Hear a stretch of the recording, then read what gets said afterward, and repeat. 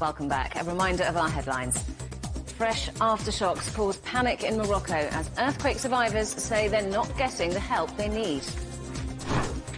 And survivors of devastating floods in Libya search for the missing amid warnings the death toll could reach 20,000. Well, we can talk now to Peter Millett, who is the former British ambassador to Libya. Thank you very much for joining us on the programme today, Peter.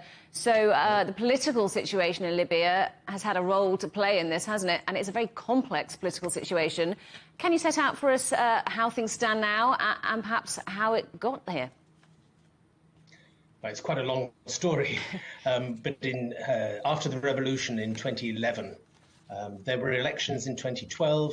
There were elections again in 2014, but the old parliament didn't give way. So you've ended up with two parliamentary assemblies. You've ended up with two competing governments, one in Tripoli, which is recognized internationally, and one in the east in Benghazi, which controls, with the support of General Haftar, that part of the country. So there are political divisions at the highest level. But the people themselves want new elections because there were supposed to be elections in 2021. Those didn't happen because they probably would not have resolved or united the country. So the divisions at political level continue.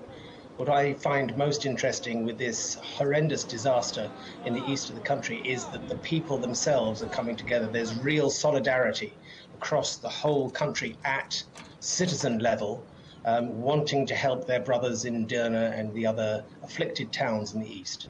But politically, as you say, we effectively have these two opposing camps, both effectively running different parts of the country. What impact has that had on governance and decision-making on what the country as a whole needs? Well, in the last 10 years, it's meant that there has been no serious attempt at economic reform. One of the legacies of Gaddafi was a lack of really effective institutions, a lack of investment in infrastructure, in capacity building, in training, and a lack of development of civil society. And I think we're seeing that both in what happened when the floods hit these dams, but also in the response to it. And I think it's regrettable if the political authorities are going to use this disaster for their own political purposes. The Libyans need at political level again to come together, to coordinate their efforts and not use it for their own political purposes. So you mentioned a lack of investment in infrastructure. Does this instability we've seen in Libya mean that keeping things like dams above Derna in good state of repair just took a back seat? From what I know, these dams were built about 50 years ago and they were not being maintained properly.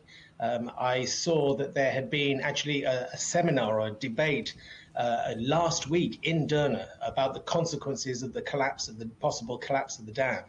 And then within a week that had happened. So there was a lot of awareness that these dams were not being properly maintained. I mean, Libya is a wealthy country. It's got huge oil reserves and gas reserves.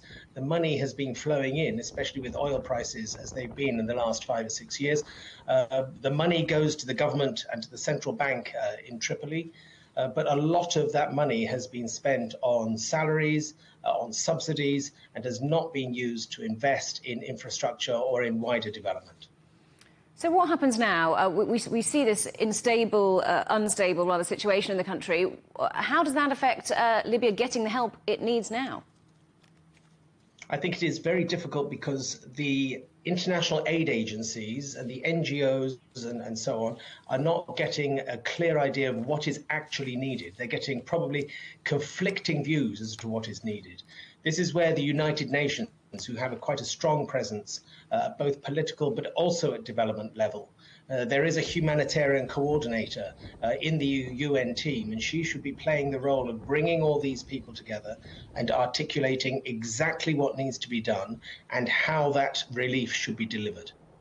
Peter, it's been great to have your insight today. Thank you very much for talking to us. That's Peter Millett, the former British ambassador to Libya.